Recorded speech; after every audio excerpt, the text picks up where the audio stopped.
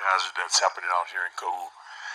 Um, all the information that all these specialists provide, my responsibility to you guys is I take all this information, put it together in our messaging, and get it out to you so you guys know what to do. So, you are a part of it as well because, what we have with the county is a mass messaging system. You go onto the county website, Civil Defense, and you sign up for our Blackboard messaging. That way you receive, through text, email, and our social media sites, you'll be receiving our messages. If you signed up for that already, you're getting pinged all day long with what's going on down in Puna. So I apologize for that, but it keeps you in the know as to what those guys are going through. The other thing is, and I know it's kind of hit and miss out here in Kau, but the radio messages that we put out at the same time, they go out on the radio. So I think Kappa might be the only radio station that hits like Ocean View area. So that's something we got to work on with the radio stations, so you guys can keep getting those messages.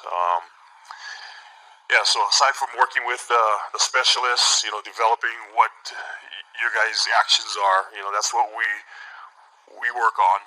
One thing when I worked up at Hawaii Volcanoes that we found out is sheltering in place is one of the big things that you'll have to learn to do. I know you guys have been dealing with SO2 since 2008, so you probably know already what to do. But on the downside, I know in the golf course subdivision that would get impacted a lot by the SO2. Folks actually had to come to the point where they had to move. If they couldn't handle the SO2, it's a reality of life that it could impact your situation so bad that you would have to move.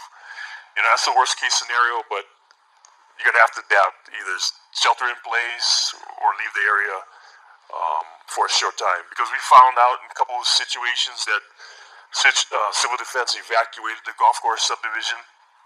It didn't work. Levels were high. 15 minutes later, the levels were down. It just kind of messed people up. So, that's some of the stuff we learned just by the experience that we went through in 2008, and we'll probably be sharing that in the actions that we develop for you folks. But look forward to working with you guys, and I'm glad these folks are here so that we can share that message with you. Aloha, and I want to thank all of you for somebody finally showing up. I really appreciate it personally. My one question is to this beautiful woman right here, the one from the Health Note, you. My question was, I have two things I want to say. The first thing is I want to ask, where in the area did you do your study? What parts of the island did you do the study? That's my first question, and then I have another question after. Okay, so we actually studied 1,980 children. They came from 29 elementary schools all around the island, and because of that, we could set up a cross-sectional study. So the Hawi area is very clean air, and we called this area Kau, which is the most immediate downwind of the summit. This we thought would be like the high SO2 and then some sulfate. So you know that sulfur dioxide combines with water vapor and it becomes sulfate. So there's a transition where you might have both SO2 and sulfate, but the longer it lasts and down the road, it's going to become almost all sulfate. So going from the summit, Kau area is like the more SO2 than sulfate. Of course, if you had a slow wind and the SO2 hung out over here, it would also become kind of more sulfate, which is very acid.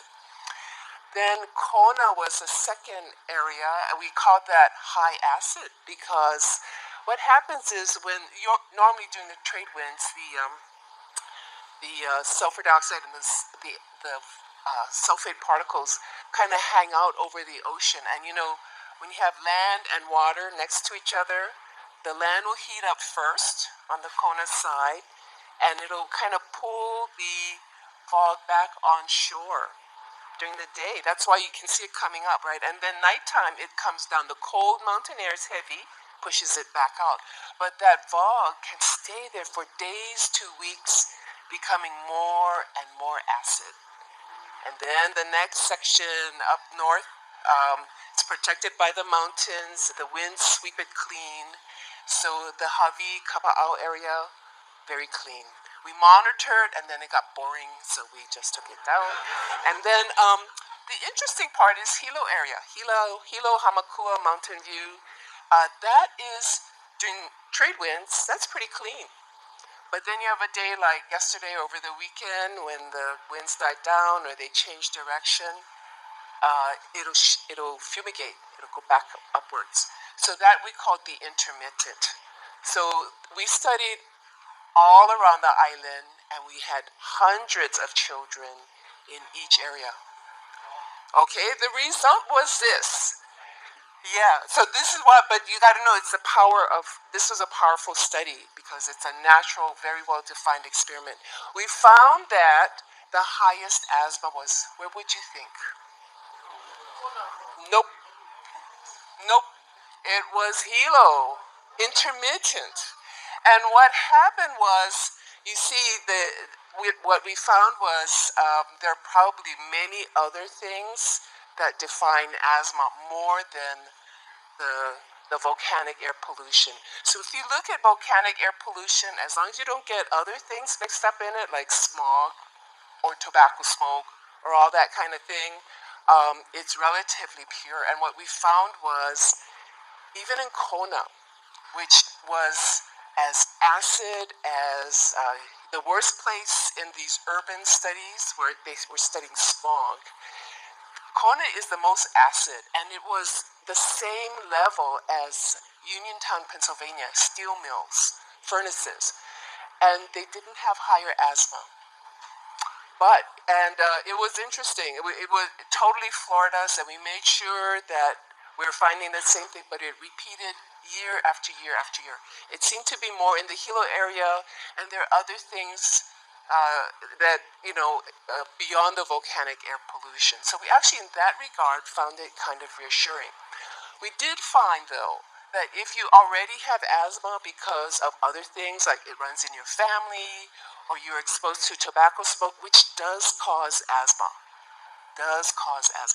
And now, it looks like E-nicotine, the nicotine, that also looks like it causes asthma. So those things cause asthma. But if you have asthma already, the acidity does make you cough more. But it's more upper airway, okay? We didn't see higher wheeze, and we didn't see more what we call bronchitis, which means it's down lower in the lungs. We defined that as having persistent cough more than 3 months out of the year.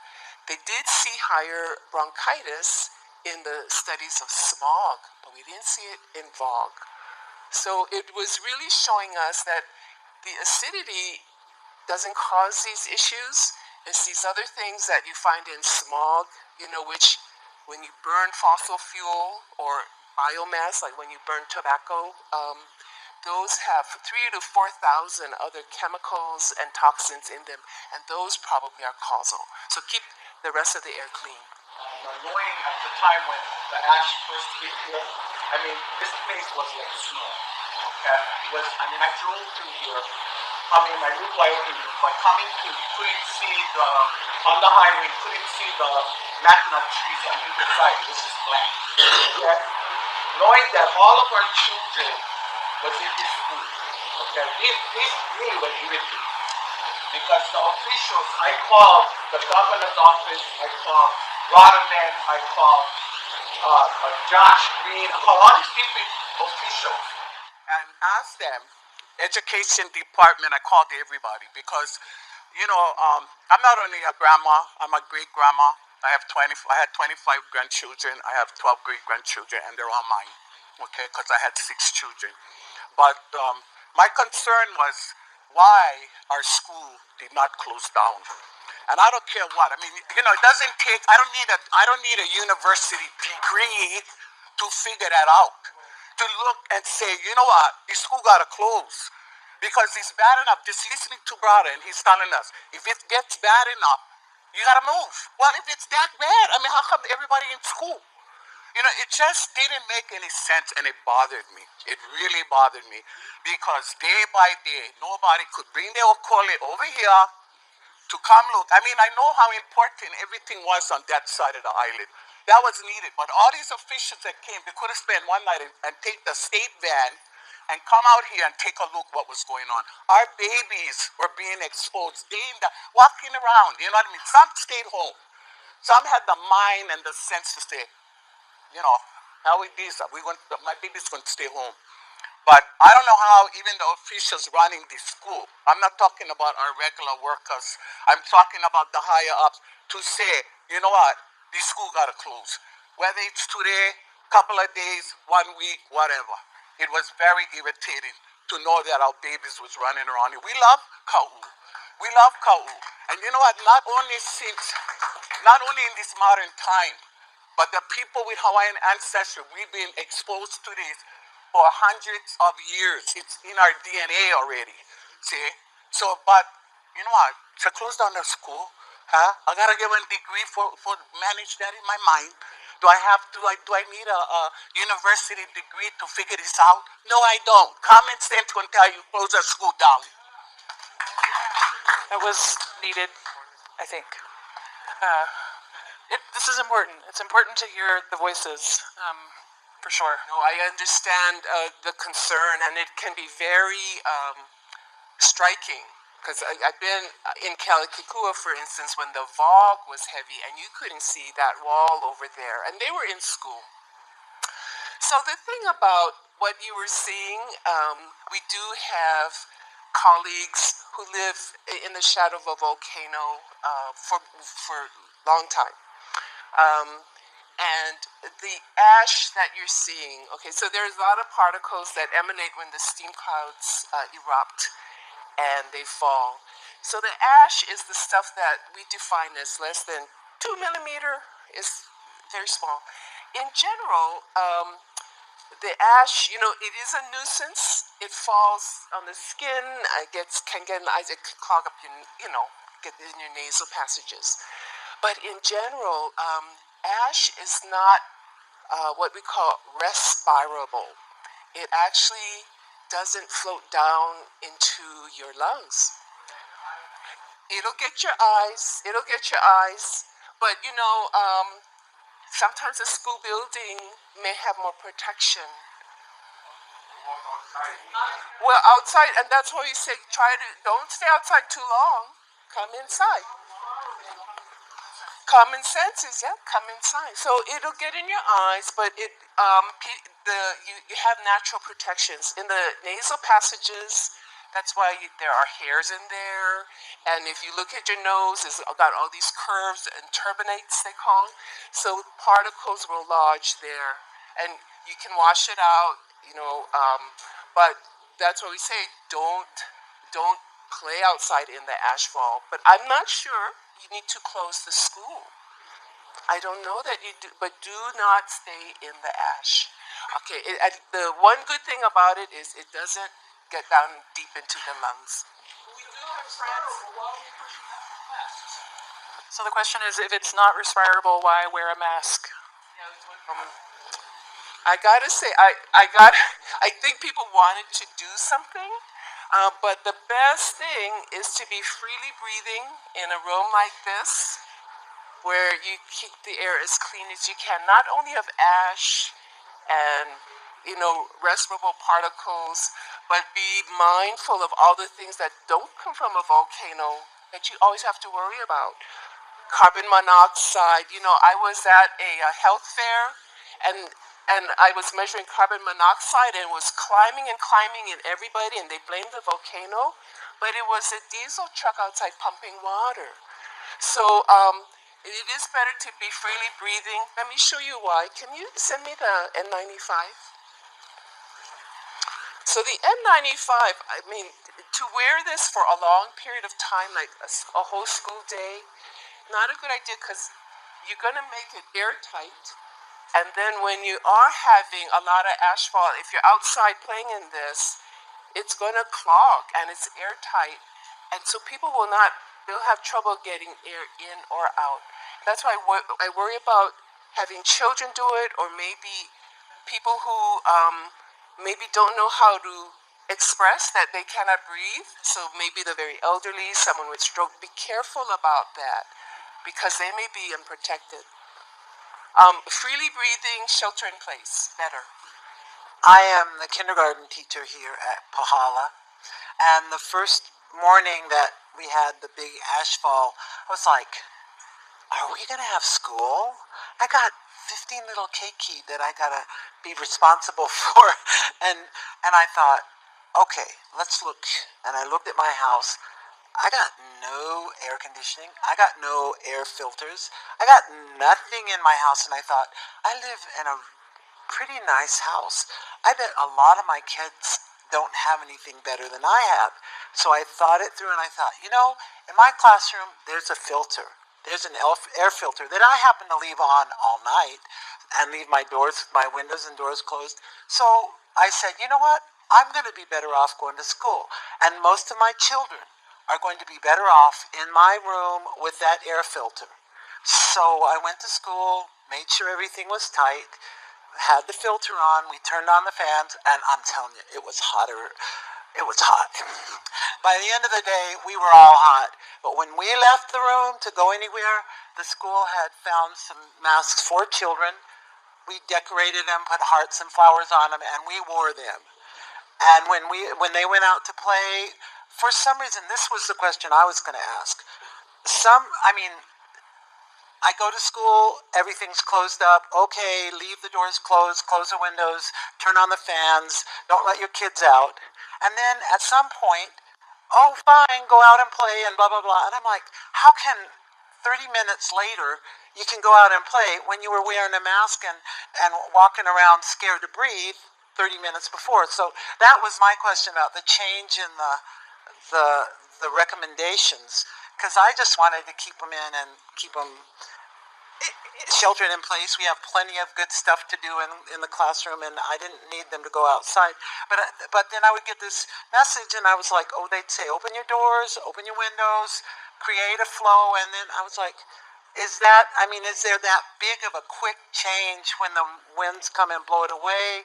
Is it because of the rain? Anyway, we worked really hard, and I truly felt and made the decision that the children were safer, or as safe at school, preoccupied with learning and doing activities and being in their regular routine, than to be at home not doing academics and not and having more of a chance to be worried about it. I just want to say I think you exercise good judgment there in that decision. As we said, in an ashfall type event, we want to keep kids inside. And as far as I know, there's 2 large air-conditioned rooms that were designed specifically when this building went up as a so-called fog shelter to keep people protected. And generally, air-conditioned buildings are much tighter than non-air-conditioned buildings, so they're generally much more protective. And kids could move around in a large room like this, depending on how many kids are in here. And I know there's another large room in the gym next door. So I think that's a good move. Addressing your question about how long the exposures last, now an ashfall event might kind of pass through with the winds and lessen in a fairly short time. I'm not sure we have analyzed a lot of good data on that since those events are fairly recent. But I can tell you for like the SO2 and particulate exposures in 2008, and it appears to be kind of a pattern this year, the way the winds flowed through here, we're getting higher exposures in the morning. I don't know if you sense that just by living here. So if you look at our color codes on the charts and when the levels go high of, say, SO2 gas, it's typically in the morning hours, and then by 11, 12, it's clearing up. So you can use that to your benefit. You can follow those patterns and have recess in the afternoon rather than the morning, things like that. and use that. But the way the winds come up here, there's patterns of the wind, and you'll often it's not ironclad, but oftentimes there'll be patterns, and it typically higher in the morning, in Pahala perhaps late at night as well, but in the mid-afternoon hours appear to be showing up on our monitor here anyway as much better. So it will change in a matter of hours for the SO2 gas, for example. So, and you could do that by, if you had access to internet, by watching the site, because it's updated every 15 minutes, yes. Gotcha. So they were probably basing their decisions off the monitor on the school, and it was showing all of a sudden that it had dropped from an area of caution down to an area of fine. Hi. I want to say, first of all, thank you so much to Civil Defense and USGS for your reporting out. It's been super helpful for those of us who live here, travel for work, come back. But I do have a question about how you report. What is the explosion threshold or whatever it is that gets the report sent out through Civil Defense for the crater? Because I've noticed a whole lot of activity, because I go back and forth every day, and I'm sure many of us do, and many of us have seen it, like, actively exploding, and then I wait for the alert through Blackboard or through my email, and I don't get one, but then I will randomly get some other ones. So I'm just curious what the threshold is for what you report. Yeah, thank you. Well, I have to say we have had to develop some new procedures. We weren't really quite ready to be dealing with ash explosions from the summit in terms of our messaging. So I apologize that it's not been a smooth service right off the bat, and we're going to improve it. Part of the problem is that we don't have people up at the volcano now 24/7 watching things. We have instruments that are detecting the explosions, but we're not always sure that every instrument response is telling us exactly the same thing. So we're not confident yet that we can say, oh, we see this sign on this signal on the seismometer, it means an explosion of ash to 20,000 feet. But we're working on that, and we've put out new instruments, and we're constantly trying to get to that point.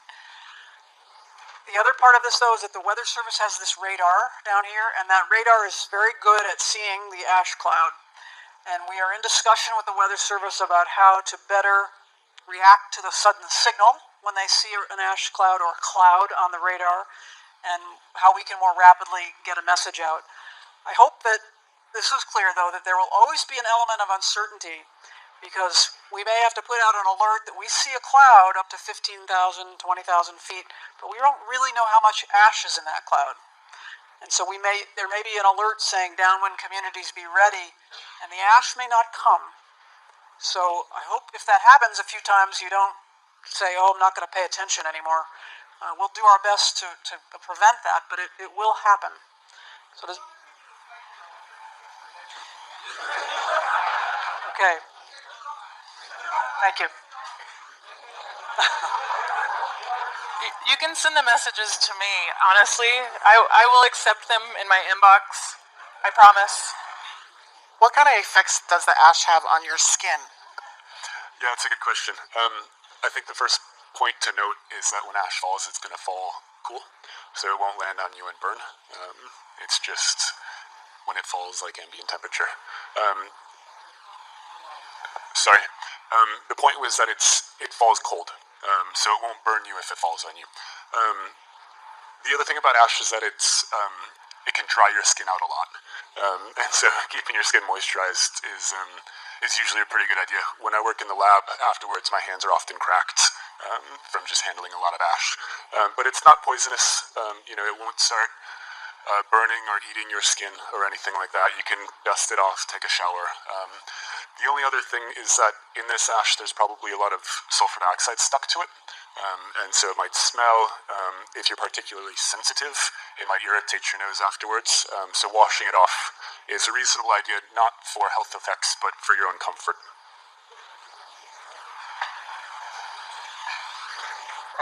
MIT just put a sensor at the Ocean View Community Center. When are we going to have access to the results of that? So MIT was really helpful with the initial emergency response and actually lent their monitors to Department of Health and EPA to put monitors out in the lower rift zone. All of those have come back out because we have lots of other EPA equipment, and MIT is just getting ready to launch their school program. Sounds like it'll be about a couple of weeks yet before that data goes up. That's a project directly with MIT, the Kohala Center, and the communities.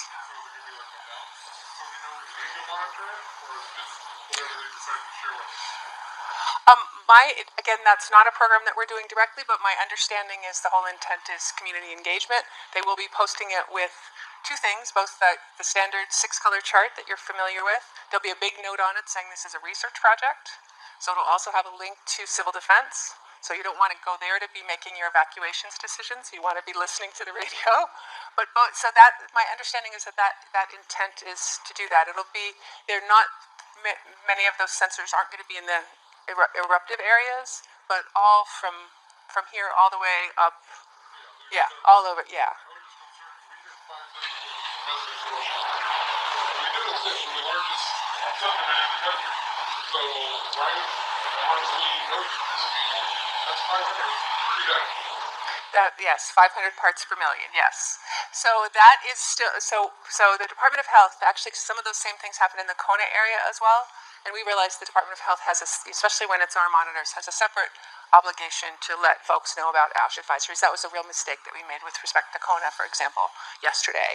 Separately from that, there are the alerts coming out from the county. And those alerts so far, are at the sort of next level of threshold. But we're working with the county on getting those up. You're going to decide how those go out exactly as well. We did notice yours. And we noticed, honestly, we noticed yours and the Department of Health, noticed both, and we didn't do what we could have done, which is notify you, and I'm sorry. Yes, we do learn from our mistakes.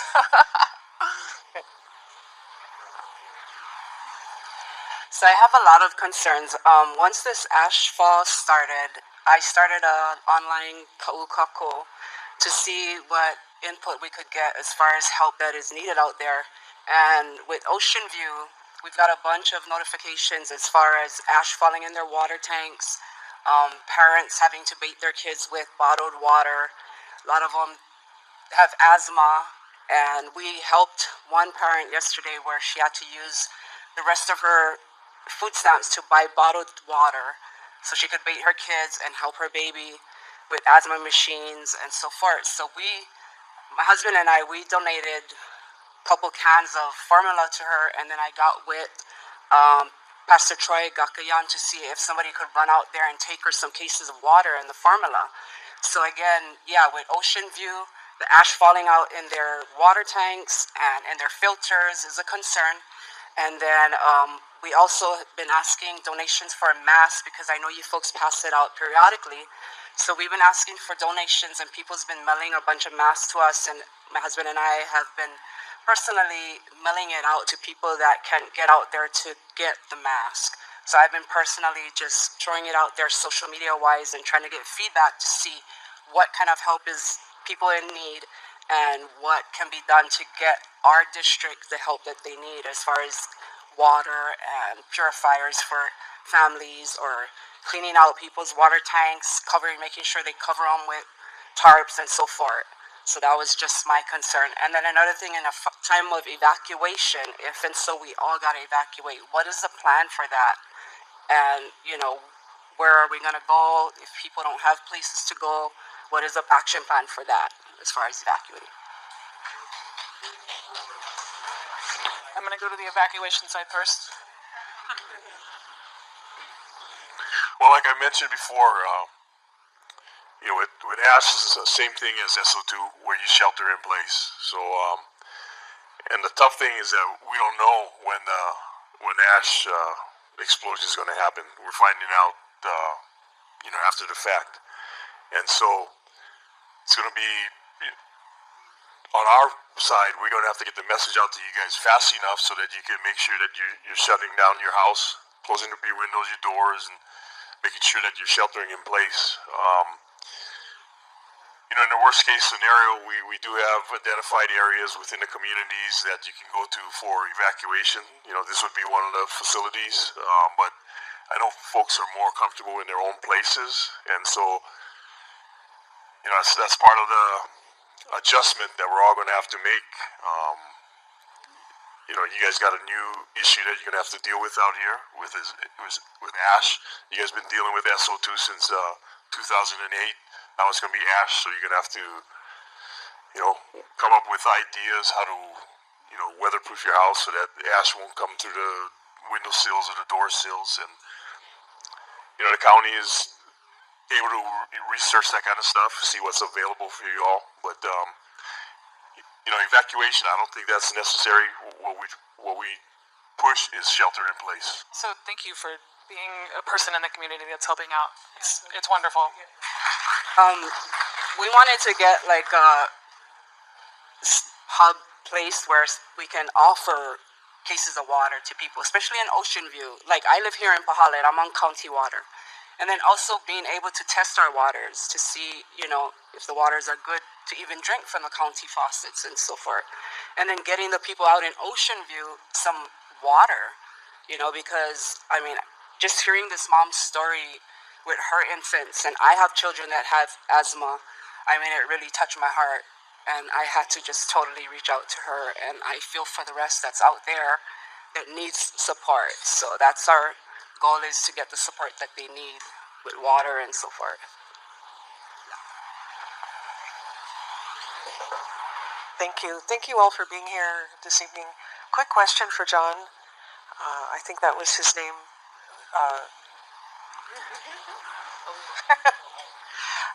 You put a couple of temporary. I drove in from Waiohinu and Na'alehu area. You said there's a couple of SO2 monitors, temporary monitors in Na'alehu, and I wonder if that data is going to get online with Pahala and Ocean View SO2 monitoring. Just a clarification, as far as I know, that's one SO2 monitor and one particulate monitor. So they're two different things as far as I know. And Phoenix might be able to address whether they're temporary or going to be replaced with more permanent monitors, or whether they're going to be reported, as you say, along with the rest of the data soon. So for right now, those are part of the emergency response network, part of the meters that EPA is putting out to help us kind of understand what's going on with the overall rift. At this point, those data are not public. They're a different kind of machine, and so we are using them for the under county's direction for emergency planning. Is that one of the sites we were talking about for additional state monitoring? So we're also looking, the Department of Health is looking to put more permanent monitors around the state. And actually this is right? The last page here. Here, I'll let Lisa talk about this. This shows proposed sites that the Department of Health is considering. So you might want to look at those, and we can, would be happy to take your input. Yeah, I think, so in the handout, there's a map, and most of the sites we're looking at possibly putting up a permanent monitor for SO2, and, depends where it is. If it's on the Kona side, it'd probably be like a particulate monitor. On the southern side, like down this side, Na'alehu, probably be both, because you folks are getting both SO2 and PM. Okay. We have time for, we'll go for 5 more minutes or so. So over here, okay. I'm gonna pick the energetic hands. So this is the point that we're at here. I thank you for putting on this forum, first forum in our area. I was wondering when we were going to get one out here. Every week it's Pahoa. Anyway, I work at Na'alehu Elementary School, and we can close our windows, our doors, but the particulates still come in through the louvers because there's gaps in them. So over the weekend, no one's there. Come in on Monday or Tuesday morning, and everything's gritty. Okay, it's just like the ash that winds up on our cars and whatever else we have. So we have a major problem. We only have one building, the newest building on our school grounds, that is air conditioned and sealed like this, but the windows are way up here. The rest of the classrooms, we have those grates, so we don't even have screens. And when the wind blows, everything just comes right through my classroom and a lot of other classrooms too. So even sheltering in place is not going to help us much. So I just want it on record that the particulates, they come in. And yesterday, we even smelled the SO2 coming through. We did close the doors. It helped a little bit, but still, it's coming through. So what can be done in this situation? Thank you. It's acknowledged, and sometimes you may have to tolerate a little bit. The ash doesn't get into your body that much, and it is not toxic in and of itself. And the SO2, I gotta say, I know it's high. When I crossed the 42-mile marker, I said, okay, it must be around. I can titrate with my own symptoms. But I did, as a med student, I actually rode a bicycle in dry, cold SO2, 500 parts per billion. So I'm looking at your handouts here. You're topping out sometimes at about 500 here. And we as medical students got to be in this chamber.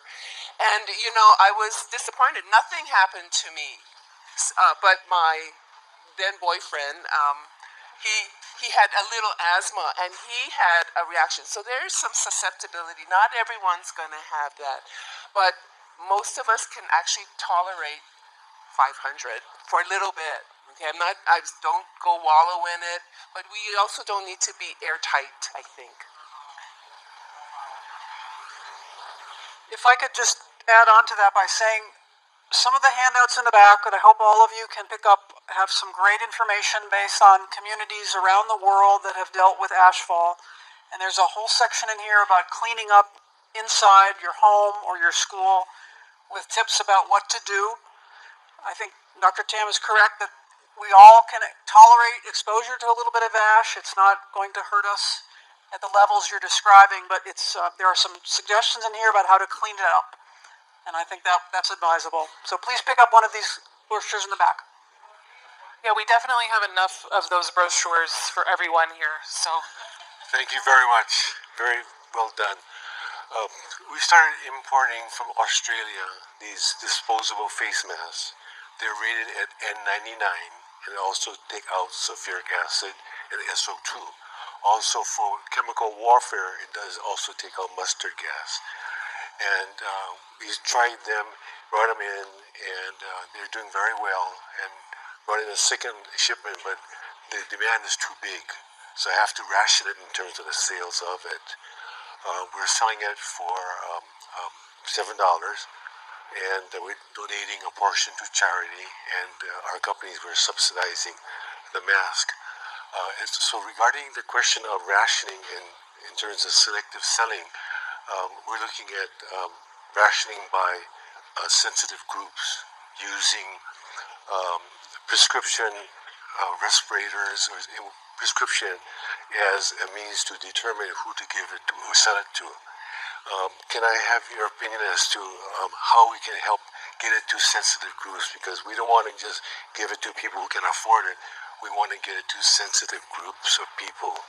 It's a tough question. I don't know much about this mask. I do know that, studying the people in Kona, the children in Kona who are exposed to a lot of sulfate,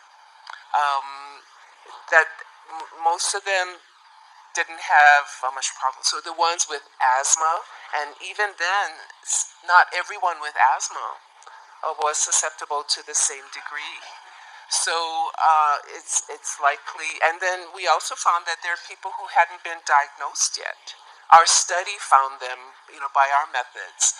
So it's not an easy question. I suspect people will come to you who want the mask and say, I have asthma, and I don't know how you're going to verify that. So people who come to us have to show us their inhalers, because the inhalers have their names on and the prescription, as well as other people who have upper respiratory problems. Because I don't have enough on this second shipment. We're in the process of bringing a very large shipment in and creating a hub in Hilo so that organizations that would like to participate can go ahead and pick it up from the hub. Every single mask we sell, we lose money. We're not in it for the money. we're here to try to find something that can benefit the community. Okay, and we're going to do one final question. I have two questions and a statement, but I'll be really fast. Okay. So just what would y'all recommend as far as people who are getting air purifiers for their homes? Is there something, there's like a million different kinds you can get, and the filters filter out 27 billion different kinds of things, probably except for what we need them to, I'm guessing. But what would you recommend that we look for in buying an air purifier for our homes? You have two questions? That's my first question. My second question is, if y'all had to say kind of short-term, medium-term, long-term, what you're worried about for all of us, what would you say, health-wise? And then my statement is just, I think that there's the Ocean View Community Center is going to be opening up as a clean room. Okay, all right. So we work at Pacific Quest, and we've been accepting donations at what used to be the hostel down in Alehu, and we've been sending that stuff over to Puna, but I think we maybe start sending that stuff now over to Ocean View. So if anybody wants to bring water, bottled water, things like that, and it's easier for you to drop it off at what used to be the hostel down in town, we would be happy to collect all that stuff and take it over to Ocean View and do what we can to support the community in that way. So that was my statement. Close to my mouth. Okay, the air purifiers. So most of the time, fans that are sold for the home they're underpowered. If you look at, say, bathroom exhaust fans, they don't work that well. There are some more expensive ones that work better, but they're underpowered. They don't really exhaust the bathroom. So the same thing is for these air purifiers. There are many on the market. And the ones that are best probably have a HEPA filter, a high efficiency filter, but not all of them have it. And so if you want to buy one, you need to check and see the size of the room it was designed for, because many times these filters, you spend your money and they don't really do anything. So you need to have the HEPA filter, and then make sure the unit is big enough to take care of the room you plan to use it in. And the problem is, sometimes to get an adequate filter for a room, you need a really big filter, and that's beyond what the average person can buy. So I would be the skeptical shopper. Make sure you spend your money for what you think you're going to get, but for sure it needs to have that HEPA filter, HEPA. That's what it certainly needs. For the long-term, medium, and the acute effects or the early effects, I'll let Dr. Tan talk about that first. Go to like the asthma and allergy website, and they recommend, because it's a matter not only of the high efficiency particulate filter, but also the seal around it and the cubic feet per meter. And what you're saying about the cubic feet per meter, like you want 3 changes of air, per hour, and so you can do that calculation, but there are specifics. One thing, be very careful, do not get those that have ionizers, because what they do is they make ozone, which is a free radical. It's not good for the lungs, and people, Chakra Image, Brookstone, they'll say ionize your air, not a good idea. So just high efficiency, and go to these websites where the mothers and families of people with allergy, you want to, all those particles, and I have here, I didn't know there would be so many people here, but if you come up, I'll explain the particle sizes. Like a hair is 100 microns. What goes into your lungs is 2.5 microns, which is the size of smaller than a pollen, which is 10 microns, and a cell is about 5 microns. Okay, so that's what these filters, they're getting stuff that would float down into your lungs. It filters it out. So those things, but watch out for those that say, ionize your air, or ozonator, not a good idea. Okay, I can add to that too. So the Cadillac model you want to look for here, because Pahala gets significant SO2 exposures, well over the levels at portions of the day that we would put caution to people that have respiratory disorders, asthma, etc. So you want to look for a filter that also had an acid gas filter. So they put those in line with the HEPA filter. So you're filtering both the particulates, a HEPA filter, as well as, and the HEPA filter is similar to these things, right, that you're wearing for particulate protection, and then an acid gas filter. Unfortunately, that kind of model is makes the cost go up. I know we can talk later, but I know of at least 3 models that are designed for bog or acid gas as well as particulates, and then their range of $800 to $1,500 a piece. These are room air cleaners. They're designed to filter about 800 to 900 square feet. So they're kind of the things you put in your bedroom if you had a child that had a respiratory disorder to protect them at night while they're sleeping or something like that. And I would just say to your second question, that's my biggest worry here. Looking at the levels of SO2 gas that's here, it's with the increase of the mass of SO2 coming out of the vents, we're getting longer durations in this, what we call this orange zone, or areas where it's a very big concern for folks with asthma, heart disease, those kind of conditions. So we need to double our efforts to talk about things like air cleaners and provide ideas and resources and options for those. Make sure that we give more information about sheltering, how to do that properly to provide protection, get information to the community about when those exposures are happening so you'll know when they're happening and when you need to protect your kids or family members that are sensitive. Hawaiian Volcano Observatory reports that vigorous lava eruptions continue in Leilani Estates and Lanipuna Gardens. Breaches in the channel formed by the Fissure 8 flow can happen without notice and result in rapid moving flows. Everyone is advised to stay away from active volcanic areas. Due to the volcanic activity in the Kapoho area, the following policies are in effect. Hawaii Fire Department has evacuated residents in homes along Papaya Farms Road and Noni Farms Road. Any residents remaining should evacuate now. For Kapoho, Vacationland, and Government Beach Road, the following policy is in effect. All residents of Vacationland and Kapoho beach lots are advised to evacuate and complete their evacuation. The possibility of being isolated. Due to the active volcanic eruptions, Mayor Kim has issued a mandatory evacuation order for part of Leilani Estates. The following policies are in effect. Mandatory evacuation is for areas east of Pomaikai Street in Leilani Estates. Residents have until 12 noon tomorrow to evacuate the mandatory evacuation area. Persons remaining in the mandatory evacuation area do so at their own risk, with the knowledge that emergency responders may not be able to respond. For your safety, heed warnings from civil defense officials and stay alert. We are on watch 24 hours a day for your safety. This is your Hawaii County Civil Defense Agency.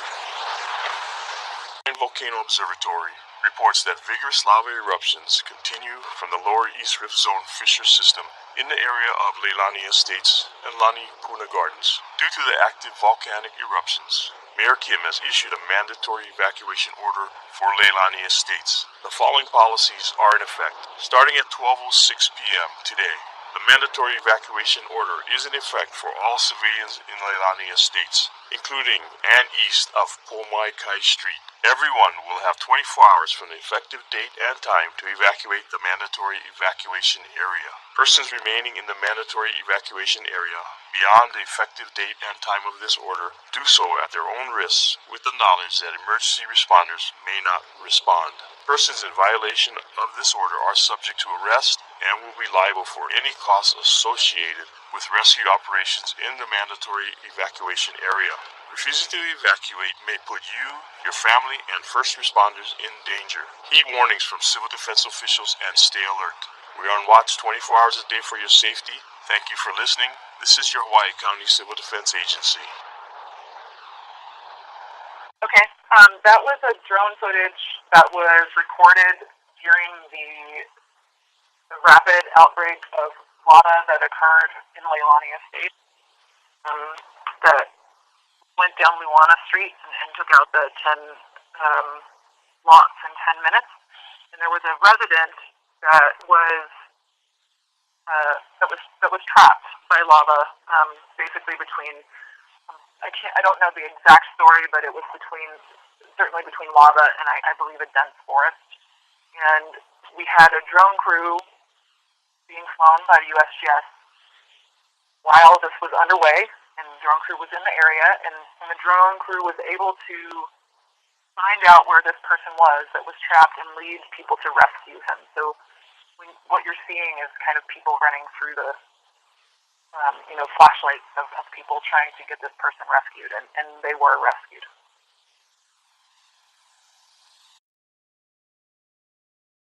Hawaiian Volcano Observatory reports that lava from several fissures continues to move through Leilani Estates, Anipuna Gardens, and towards the Kapoho area. Hawaii Fire Department reports that a fast-moving flow in the area of Noni Farms Road is heading toward the Wawa area. Residents of Government Beach Road, Kapoho beach lots, and vacation land are at risk for isolation or lava inundation should a flow reach that area, and are advised to evacuate due to the possibility. Due to the volcanic activity, the following policies are in effect. Evacuation area residents, including Leilani Estates, Government Beach Road, Kapoho beach lots, and vacation land, with approved credentials are allowed to enter from 7 a.m. to 6 p.m. This curfew is strictly enforced for your safety. Placards to re-enter these areas are available at the Disaster Information Center at the Pahoa Community Center Monday through Friday 9 to 3.